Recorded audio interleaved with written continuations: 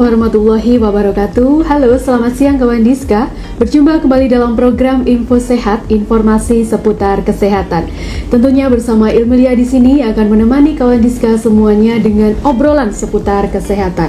Nah, di episode spesial kali ini kita akan membahas satu topik kesehatan yang penting sekali dan relevan ya. Karena seperti yang kita tahu bersama bahwa setiap tanggal 28 Juli ini diperingati sebagai Hari Hepatitis Sedunia. Bukan hanya tanggal biasa, namun peringatan Hari Hepatitis Sedunia ini sebagai momen untuk meningkatkan kesadaran masyarakat tentang virus hepatitis. Sebuah peradangan hati yang sangat serius dan bahkan bisa mematikan apabila tidak ditangani dengan serius. Lalu bagaimana cara pencegahan dan pengobatan dari virus hepatitis itu sendiri akan kita bahas tuntas hari ini bersama narasumber yang telah hadir di studio. Ada Ibu Tri Wahyuning Novitasari, Sarjana Kesehatan Masyarakat. Selamat siang Bu Vita. Selamat siang Mbak. Gimana kabarnya hari ini Bu Vita? Alhamdulillah baik. Alhamdulillah baik, luar biasa gitu ya Bu Vita ya. Untuk kawan Diska semuanya ya, yang ingin bertanya tentang topik yang akan kita bahas hari ini, bisa langsung ditulis di kolom komentar dan akan langsung dijawab oleh Bu Vita pada hari ini. Nah Bu Vita, seperti yang kita tahu ya, tanggal 28 Juli kemarin ini kan diperingati sebagai Hari Hepatitis gitu ya Bu ya. Nah kenapa nih Bu setiap tahunnya harus ada momen peringatan Hari Hepatitis? Ya, Hari Hepatitis ini memang kita peringati setiap tanggal 28 Juli ya. Ini merupakan inisiasi global untuk meningkatkan kesadaran mengenai virus hepatitis itu sendiri, serta mendorong pencegahan, tes, dan juga pengobatan. Jadi peringatan Hari Hepatitis ini penting karena dapat dimanfaatkan untuk menyatukan suara dan gerak dalam penanggulangan hepatitis di seluruh dunia. Jadi hal ini bukan hanya sekedar peringatan seremonial saja, tetapi ini juga merupakan bagian dari upaya bersama kita untuk menciptakan masyarakat yang lebih peduli dan terlindungi dari penyakit hepatitis itu sendiri. Oke, jadi bukan hanya seremonial saja gitu ya Bu ya, yang lebih pentingnya adalah untuk meningkatkan kepedulian dari masyarakat itu sendiri gitu ya Bu ya. Nah mungkin untuk tema nih Bu, tema yang diambil pada tahun ini apa sih Bu? Ya, jadi untuk tema Hari Hepatitis Sedunia tahun ini kita mengambil tema, kalau di bahasa Inggrisnya adalah Let's Break It Down. Jadi mengadakan serangkaian kegiatan untuk memeriahkan peringatan Hari Hepatitis ini dan mendorong setiap daerah ini untuk ikut memeriahkan dengan kegiatan daerah masing-masing. Melalui tema ini diharapkan seluruh lapisan masyarakat ini bisa lebih aktif dalam upaya pencegahan, deteksi dini, serta pengobatan secara lebih tepat. Jadi mungkin saya boleh berpantun nih. Wow, baru sudah berpantun ya Bu Vita ya, boleh nih Bu. Jadi buat kawan Diska ya, pergi ke pasar beli mangga kueni. Cakep. Tak lupa singgah beli pepaya. Cakep. Mari cegah hepatitis sedari dini dengan mengikuti podcast kawan Diska. Wow, luar biasa sekali nih ya. Pantun dari Bu Vita ini ya untuk kawan Diska semuanya tentunya. Oke. Ada lagi Bu? Pantunnya sudah satu aja ya Bu ya. Oke. Nah nih Bu, kalau hepatitis ini kan saya taunya ya Bu ya, ini kan peradangan hati gitu ya Bu. Kalau sakit hati apakah termasuk nih Bu? Oke, lebih baik sakit gigi ya daripada sakit hati. Lebih baik jangan keduanya gitu ya Bu ya. Nah untuk mungkin bisa dijelaskan Ibu lebih lengkapnya, sebenarnya hepatitis sendiri ini apa sih Bu? Iya, jadi hepatitis ini adalah peradangan pada organ hati yang umumnya ini disebabkan oleh virus, terutama di sini yang paling sering terjadi itu adalah virus hepatitis B dan virus hepatitis C. Karena keluaran klinik hepatitis akut dan kronik yang menjadi masalah kesehatan masyarakat terbesar di Indonesia ya. Jadi untuk hepatitis akut ini biasanya dapat sembuh dan dengan spontan dan membentuk kekebalan terhadap penyakit.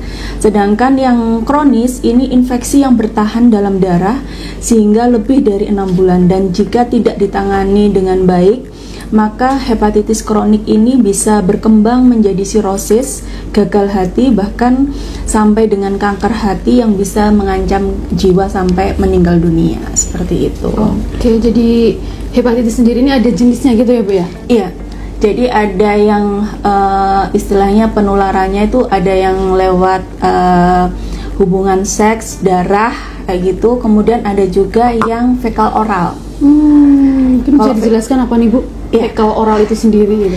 Kalau fekal oral itu penularan lewat ini ya, makanan, feses. Nah, jadi apa yang bisa dimakan itu biasanya itu adalah dari virus hepatitis A. Seperti itu. Tapi kalau yang B, C ini lebih ke darah atau hubungan seksual seperti itu. Jadi perbedaannya di situ aja. Jadi perbedaannya hepatitis A dan B dan C ini adalah cara penularannya gitu ya Bu ya. Iya. Apakah virus hepatitis A ini dikatakan akut gitu Bu? Akut bisa. Jadi rata-rata akut, tapi kalau tidak diobati Bisa menjadi kronis. bisa menjadi kronis, tapi lebih berbahaya yang B dan C.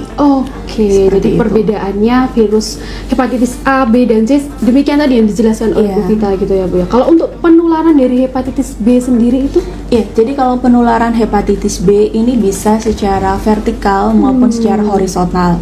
Kalau secara vertikal ini biasanya dari ibu hamil yang menderita penyakit hepatitis B ini diturunkan ke bayinya selama persalinan.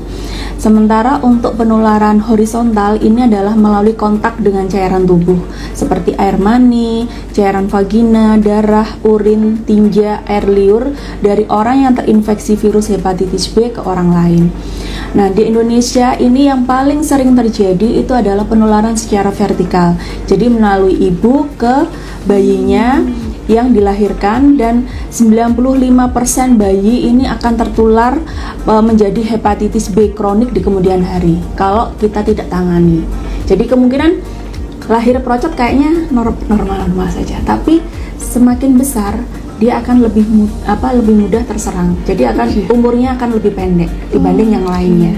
Seperti itu. Karena besarnya permasalahan secara vertikal ini, maka kebijakan dari yang diambil oleh Kementerian Kesehatan untuk pencegahan dan pengendalian hepatitis B ini diprioritaskan pada pencegahan penularan secara vertikal, yaitu dengan melakukan deteksi dini hepatitis B pada ibu hamil di trimester pertama kehamilan, serta ditindaklanjuti dengan upaya pencegahan penularan ke bayi yang dilahirkan. Jadi buat semua ibu hamil yang ada di Kota Madiun ya, baik di Kota Madiun maupun di seluruh Indonesia, pada trimester pertama paling tidak harus ada 3 pemeriksaan. Yang pertama adalah hepatitis, kemudian HIV dan sipilis. Kenapa wajib? Karena kita pengen melindungi bayinya. Kita tidak mungkin saya nggak ada ini kok periksa HIV, nggak. Jadi yang kita lindungi adalah bayinya. Ya kalau memang kalau nggak ada faktor resiko, kenapa harus takut periksa? Betul. Ya, kalaupun hasilnya negatif ya sudah, kan kita tahu status kita. Betul. Saya sehat, nih, gitu. Sehat nih, berarti saya sehat. Negatif saya berarti sehat, berarti aman buat bayi saya. Betul. Kalaupun nanti ketahuan positif, segera kita obati. Supaya apa? Supaya tidak menular ke bayinya. Itu yang kita pikirkan adalah di situ. Seperti itu. Jadi himbauannya untuk semua ibu hamil gitu ya Bu ya, apalagi untuk trimester pertama dan khususnya untuk ibu hamil di Kota Madiun gitu ya Bu ya, harus memeriksakan diri ANC gitu ya Bu ya. ANC paling tidak lah berkunjunglah ke puskesmas seperti itu. Berkunjunglah ke fasilitas kesehatan terdekat nih ya untuk ibu hamil semuanya. Bisa diantar juga dengan suaminya gitu ya Bu ya. Kan harus jadi suami siaga. Betul, seperti itu. Kemudian untuk pencegahan nih Bu, pencegahan dari hepatitis B sendiri ini seperti apa nih Bu? Seperti yang tadi saya sampaikan bahwa ibu hamil ini harus periksa hepatitis B dengan pemeriksaan reagen HBsAg pada saat kunjungan antenatal. Jadi pada waktu pemeriksaan kesehatan ini dilakukan pemeriksaan darah dengan HBsAg supaya diketahui apakah si ibu ini terinfeksi virus hepatitis atau tidak. Kemudian semua bayi yang lahir ini juga harus diberikan HB0 Uniject, kemudian HB1, HB2, HB3 sesuai dengan program imunisasi yang ada. Kemudian, ini ya yang ditekankan adalah bayi yang lahir dari ibu yang reaktif hepatitis HBsAg-nya. Jadi ibunya ini sudah positif hepatitis. Ini kita berikan tambahan imunisasi HBIg. yang harus diberikan kurang dari 24 jam, efektifnya adalah kurang dari 12 jam setelah si bayi ini lahir. Dan untuk vaksin HBIG ini kita berikan gratis oleh pemerintah. Wow, gratis gitu ya Bu? Gratis, ya? ini kalau beli sendiri bisa sekitar 2,5 sampai 3 juta. Wow, jadi pemerintah ini sudah memfasilitasi hal demikian, harus dimanfaatkan betul-betul gitu ya Bu? Ya. Kemudian juga dari bayinya ini tadi kan sudah divaksin ya? Betul. Divaksin HBIG. Nah, kita juga pengen tahu kalau yang bayi yang sudah divaksin HBIG ini pada saat dia usia 9 bulan sampai 12 bulan ini juga harus kita lakukan tes HBsAg untuk mengetahui efektif enggak sih pemberian vaksin kita tadi. Yang pemberian HBIG tadi itu baru bisa diketahui pada saat si bayinya ini usia 9 bulan. Untuk mengetahui apakah kalau negatif berarti vaksin yang kita berikan untuk HBIG-nya ini berhasil, sehingga si anak ini tidak tertular virus hepatitisnya dari ibunya, seperti itu. Kemudian juga jalani perilaku seks yang aman dan sehat. Kemudian apabila memang berhubungan seks yang berisiko, selalu memakai kondom, ya, dan tidak berganti pasangan seksual. Kemudian lakukan perawatan luka yang baik, tidak menyentuh cairan tubuh seperti darah ataupun nanah secara langsung. Kemudian hindari menghaluskan makanan dengan cara mengunyah dan memberikannya kepada bayi. Wow. Yang ngunyah agak ekstrim ya Bu ya, atau ibunya. Saya membayangkannya agak gimana gitu Bu ya ini Bu. Kemudian juga hindari berbagai memakai peralatan pribadi secara berbarengan ya, seperti alat cukur, sikat gigi, handuk dengan orang lain. Jadi ya kalau bisa, terutama juga ini ya, kalau untuk yang hepatitis A ini juga ya, saya ingatkan jangan berbagi makanan. Oh, sharing makan nggak boleh ya Bu ya? Nggak boleh kan? Kalau minta itu nggak boleh ya Bu ya? Nggak boleh. Okay. Jadi kadang kan kalau apalagi kalau anak kos itu batu kayak banget nih anak kos gitu Bu. Itu nggak boleh. Jadi kalau bisa ya pakai sendok sendiri. Kalau makanannya kalaupun batu ngambil di piring. Oh gitu. jangan ini. Jadi satu gitu jadi ya, satu. Alat makannya jangan jadi satu gitu. Jadi satu, karena itu nanti kalau misalnya kita kan nggak tahu ya teman kita sehat atau tidak. Nah kalau ada yang tertular hepatitis A, ini nanti bisa merembet kemana-mana kalau sering. Betul, karena penularannya lebih mudah itu tadi ya Bu ya. Iya. Oke, ini patut sekali disimak nih ya untuk kawan Diska semuanya gitu. Jangan suka berbagi alat makan, apalagi mungkin yang sering nih mungkin pas minum gitu Bu ya, kita pakai sedotan yang sama satu gitu ya, langsung aja. Jangan seperti itu. Oke, kemudian untuk angka hepatitis sendiri Bu, angka hepatitis B di Kota Madiun sendiri seperti apa Bu? Iya, jadi di Indonesia sendiri prevalensi hepatitis pada tahun 2023 ini sebesar 0,12% dan turun 69,23% dari tahun 2018. Sedangkan di Kota Madiun sendiri dari 2.875 sasaran ibu hamil yang ada, ini sampai dengan akhir Juni kemarin kita sudah melakukan pemeriksaan terhadap 1.258 ibu hamil dengan satu ibu hamil ini diketahui reaktif atau sekitar 0,08%. Hal ini menunjukkan bahwa jumlah kasus ibu hamil reaktif ini masih dalam batas aman ya, masih di bawah target kurang dari 2%. Tetapi memang rata-rata ini kita bisa, temuan kita ya itu bisa 3, kemudian 5, bahkan yang tahun kemarin itu sempat lumayan banyak, sekitar ada sekitar mungkin lebih dari 10 seperti itu. Oke, jadi harapannya angka ini semakin turun semakin habis gitu ya Bu ya. Betul. Oke, kemudian untuk tata laksana nih Bu, untuk ibu hamil dengan HBsAg reaktif sendiri ini seperti apa nih Bu? Apakah cukup bisa ditangani di puskesmas ataukah harus ada rujukan gitu Bu? Iya. Jadi ibu hamil dengan HBsAg yang reaktif atau positif ini memang ada programnya sendiri juga. Jadi akan kami rujuk ke rumah sakit yang sudah mampu melakukan tata laksana hepatitis. Kemudian di rumah sakit ini akan dilakukan penetapan status hepatitis si ibu hamil ini. Bila tidak didapati masalah klinis atau ada indikasi untuk terapi berkaitan dengan hepatitis, maka ibu hamil ini dapat melanjutkan ANC dan persalinannya di FKTP.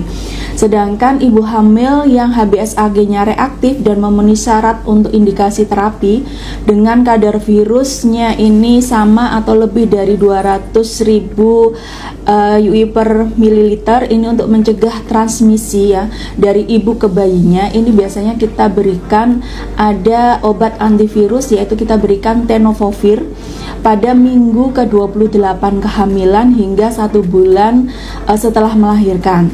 Dan ini obat ini kita berikan juga gratis dari pemerintah, seperti itu.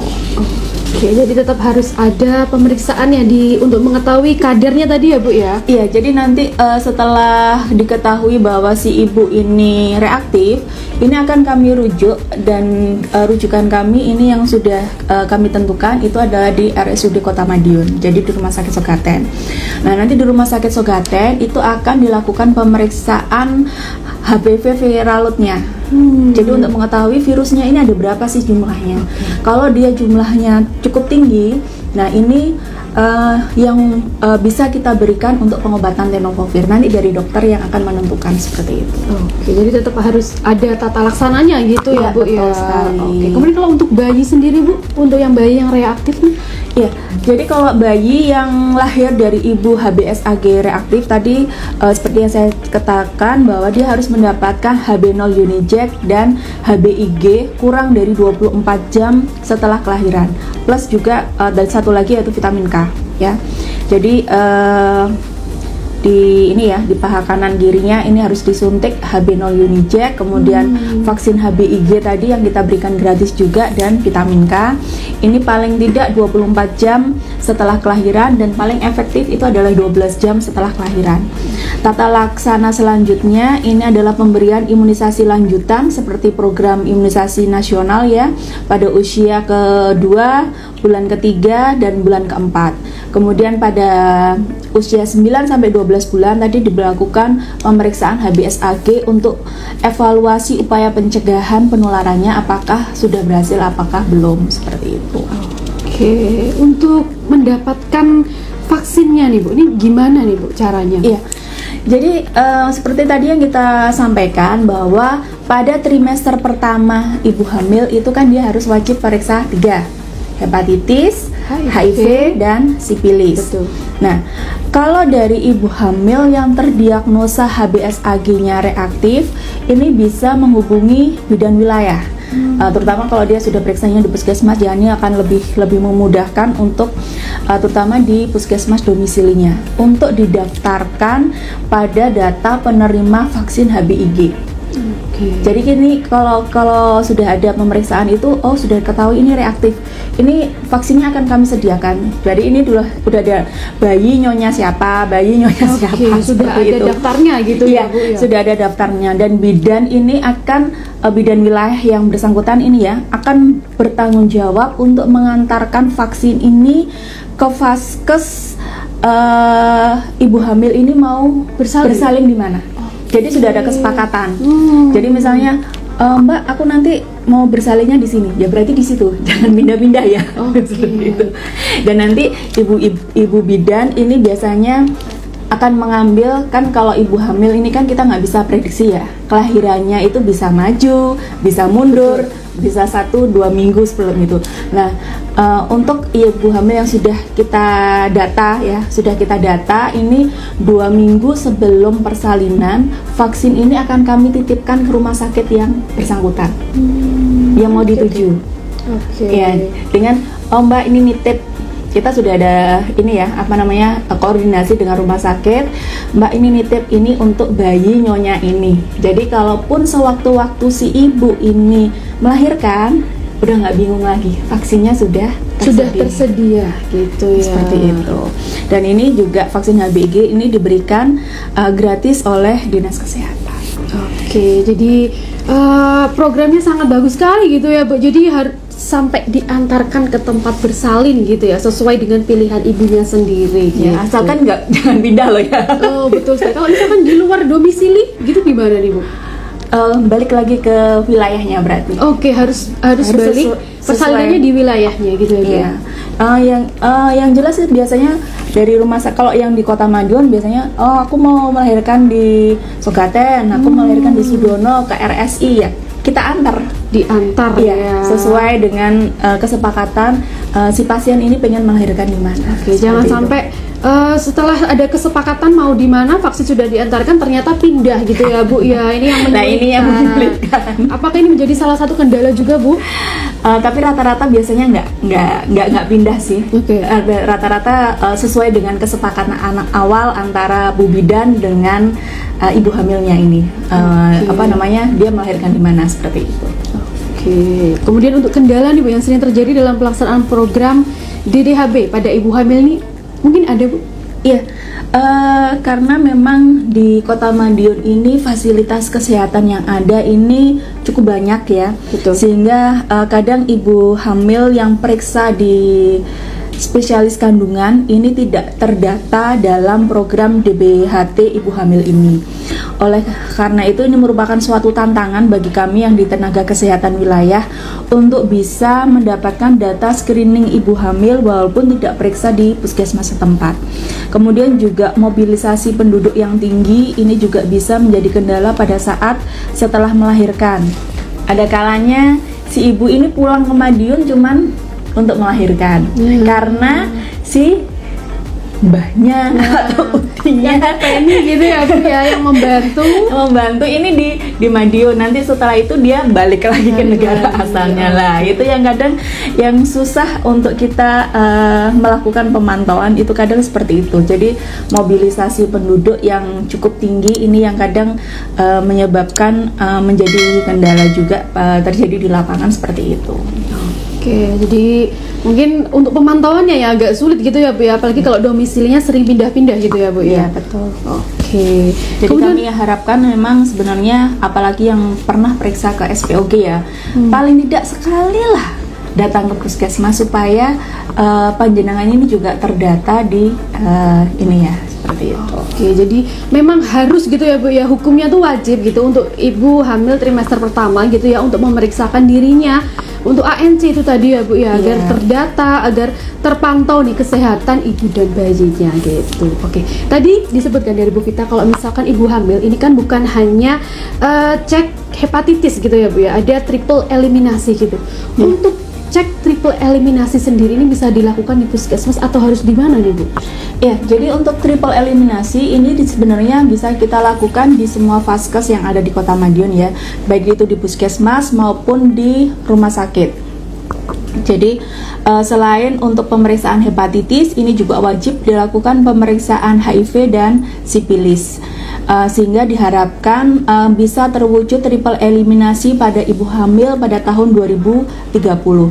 Dengan melakukan deteksi dini terhadap hepatitis B, HIV, dan sipilis selama kehamilan, ini diharapkan penularan dari ibu ke bayi ini dapat dicegah secara efektif dan mendukung tercapainya target eliminasi penularan vertikal ketiga penyakit itu, serta kita pengen meningkatkan kualitas dari kesehatan ibu dan bayi di masa yang mendatang, seperti itu. Oke, ini ada pertanyaan yang masuk nih Bu ya. Ya, oke. Pertanyaannya dari Kak Irfan nih ya. Kak mau tanya, apakah ada kaitan antara sirosis dan hepatitis? Gitu Bu, pertanyaannya. Ya, yang dikatakan sirosis itu asal mulanya adalah dari virus hepatitis. Ya, jadi yang dikatakan sirosis itu apabila sudah terjadi peradangan hati. Jadi virus hepatitis itu masuk ke dalam darah kita sehingga menyebabkan hati kita itu terjadi kerusakan. Nah, kerusakan ini kalau tidak kita obati, ini tentunya akan menjadi sirosis. Bisa juga setelah itu bisa menjadi kanker hati. Seperti itu. Jadi asal mulanya adalah dari virus hepatitis itu sendiri. Jadi berkaitan gitu ya, berkaitan awalnya dari virus. Dari virus dulu masuk, tidak kita lakukan deteksi dini, tidak kita obati, akhirnya menjadi serosis seperti itu. Oke, itu mungkin bisa semoga bisa membantu menjawab gitu ya pertanyaannya. Oke, kemudian kita lanjutkan Ibu. Tadi kita membahas tentang virus hepatitis B gitu ya Bu ya. Tadi disebutkan bahwa hepatitis sendiri ini ada A, B, dan C gitu Bu. Kalau untuk yang B ini kan diprioritaskan untuk ibu hamil gitu ya Bu. Kalau untuk C sendiri ini sebenarnya itu siapa nih Bu? Iya, kalau untuk yang C ini sebenarnya prioritas utamanya ini adalah untuk pengguna napsa suntik atau penasun, kemudian orang dengan HIV/AIDS, kemudian pada warga binaan pemasyarakatan, serta pasien yang pernah hemodialisa atau pernah menerima transfusi darah ini juga bisa. Oke. Seperti itu. Jadi untuk orang-orang yang mungkin ODA gitu ya Bu ya? ODA, kemudian ya yang sering ini adalah pasien yang cuci darah, hemodialisa, ini juga bisa. Karena ini ya, untuk hemodialisa berarti dia ginjalnya kan juga sudah rusak ya. Betul. Seperti itu, sehingga perlu peningkatan untuk hatinya ini jangan sampai dia juga kena hepatitis. Seperti itu. Kemudian untuk pencegahan sendiri Bu, apakah sama juga dengan hepatitis B atau kok ada tambahan nih untuk virus hepatitis C itu sendiri? Ya, kalau untuk hepatitis C ini yang pertama ya tentunya untuk pencegahan kita lakukan deteksi dini hepatitis C apabila berisiko tertular hepatitis C. Kemudian ini juga sudah ada kita pengobatan untuk hepatitis C yaitu dengan DAA, yaitu direct acting antiviral secara lengkap, dan ini juga pengobatannya kita berikan gratis juga buat masyarakat yang memang terindikasi untuk hepatitis C. Ini mahal loh Mbak obatannya ini. Jadi 1 bulan itu mungkin bisa lebih dari 11 ya, sekitar 11 juta gitu. Seperti itu. Jadi dan ini masih belum semua vaskes bisa untuk melakukan pengobatan DAA. Di Jawa Timur ini hanya ada 3 vaskes yang bisa melakukan pengobatan DAA ini. Kemudian juga melakukan pemeriksaan kesembuhan untuk mengetahui status akhir dari pengobatan. Jangan berbagi barang pribadi. Kembali lagi nih ya. Yang berisiko terkontaminasi darah ya. Kemudian terapkan perilaku hidup bersih dan sehat dalam kehidupan sehari-hari. Oke, jadi tetap yang utama tadi adalah menjaga sanitasi pribadi gitu ya Bu ya. Betul. Jadi kebersihan pribadi ini jangan sampai berbagi tadi alat makan dan mungkin alat mandi, kita gosok gigi gitu ya Bu ya, jangan sampai sharing gitu. Pisau cukur. Wow, itu jangan sampai gitu ya. Oke, tadi disebutkan Bu Vita bahwa hanya ada 3 yang bisa memberikan pelayanan untuk virus hepatitis C gitu ya Bu. Di Jawa Timur ada 3. Di Jawa Timur, oke. Kalau di Kota Madiun, Bu? Alhamdulillah di Kota Madiun kita ada. Jadi di Jawa Timur ini ada 3 rumah sakit yang ditunjuk untuk pengobatan DAA ini untuk terapi hepatitis C. Yaitu yang pertama di Rumah Sakit Sutomo, Sutomo Surabaya, kemudian Saiful Anwar di Malang, dan yang terakhir itu Rumah Sakit Sudono Madiun. Wow, Kota Madiun ini sebagai salah satunya gitu ya Bu ya. Oke, kemudian nih Bu, untuk masyarakat nih Bu, mungkin apa sih Bu yang bisa dilakukan untuk masyarakat untuk mencegah terjadinya hepatitis itu sendiri gitu? Jadi untuk masyarakat awam ini dapat melakukan pemeriksaan hepatitis terutama bagi mereka yang memiliki faktor resiko ya. Selain mendukung program vaksinasi hepatitis B khususnya bagi bayi dan kelompok yang belum terlindungi. Kemudian masyarakat ini juga bisa berkontribusi dengan melakukan perilaku hidup bersih dan sehat dengan tidak berbagi alat pribadi yang berpotensi menularkan virus, dan yang tidak kalah pentingnya yaitu dengan menyebarkan informasi yang benar terkait dengan hepatitis dan tidak ikut memperkuat stigma terhadap penderita. Ketika setiap individu ini memiliki pemahaman, kepedulian, maka eliminasi hepatitis ini bukan hanya sekedar target tetapi menjadi gerakan kolektif menuju masyarakat yang lebih sehat. Oke, jadi peran semua masyarakat gitu ya Bu, semua lapisan. Jadi gitu ya? Kalaupun merasa berisiko, oh aku kok pernah berhubungan seks yang berisiko, aku kok pernah memakai narkoba suntik, oh aku kok lagi hamil, berarti perlu untuk pemeriksaan HBS. Oke, jadi kesadaran dari diri sendiri gitu ya Bu, Ya, yang harus betul. dimunculkan gitu. Kemudian untuk generasi muda nih Bu, apakah juga ada peran di situ Bu? Mungkin untuk Gen Z gitu Bu, yang Gen Z Gen Z gitu Bu, mungkin ada perannya nih Bu. Ya, jadi untuk para pemuda, generasi muda ini memegang peran strategis dalam menyuarakan kampanye dan edukasi mengenai hepatitis, terutama juga mereka mempunyai akses yang luas ya terhadap teknologi dan media sosial. Anak muda ini memiliki kekuatan untuk menyebarkan informasi yang benar secara cepat melalui konten yang kreatif, seperti mungkin membuat video pendek, infografis, ataupun podcast, sehingga mereka mampu mengubah persepsi masyarakat dan meningkatkan kesadaran mengenai pentingnya pencegahan dan pengobatan hepatitis. Oke, jadi media sosialnya gitu ya, tolong dimanfaatkan untuk para pemuda-pemudi nih ya, Gen Z. Jadi bukan hanya untuk memposting yang galau-galau gitu ya Bu ya. Yang posting jangan galau-galau, kasih kegiatan yang positif, bikin apa kek yang positif. Oke, buat konten-konten kesehatan ini juga bisa gitu ya untuk kawan Diska semuanya. Oke. Atau ikut itu apa nih Bu? Genre, duta genre. Wah, betul ya. Untuk nih sobat-sobat yang masih muda-mudi mungkin bisa juga ikut duta genre nanti yang akan diadakan di Kota Madiun gitu. Tunggu nih untuk infonya gitu ya. Kemudian Bu, untuk pesan terakhir yang mau disampaikan untuk kawan Diska semuanya tentang topik yang kita bahas hari ini apa nih Bu? Ya, sebagai penutup ya, penyakit hepatitis ini bukan hanya tanggung jawab dari tenaga kesehatan maupun pemerintah, tetapi ini merupakan tanggung jawab kita bersama. Dengan saling peduli, saling mengedukasi, dan tidak memberikan ruang pada stigma, kita menjadi bagian dari solusi. Mulailah dari diri sendiri, lakukan screening, dukung vaksinasi, dan sebarkan informasi yang benar. Dan sebagai penutup, izinkan saya menyampaikan pantun lagi nih. Waduh, ada pantun lagi. Silakan Bu Vita. Oke, pergi ke klinik, periksa dini. Cakep. Cegah penyakit, jangan ditunda. Cakep. Hepatitis bisa diatasi asal bersama dan saling jaga. Wow, mantap sekali ya. Selalu ada pantun kalau narasumbernya Bu Vita gitu. Oke, terima kasih Bu Vita untuk informasi yang telah disampaikan pada hari ini. Untuk kawan Diska semuanya, jangan lupa untuk terus saksikan podcast kita di YouTube kami di Kawan Diska 5145 dan info-info sehat lainnya hanya di @promkes Kota Madiun. Ilmilia pamit undur diri. Assalamualaikum warahmatullahi wabarakatuh.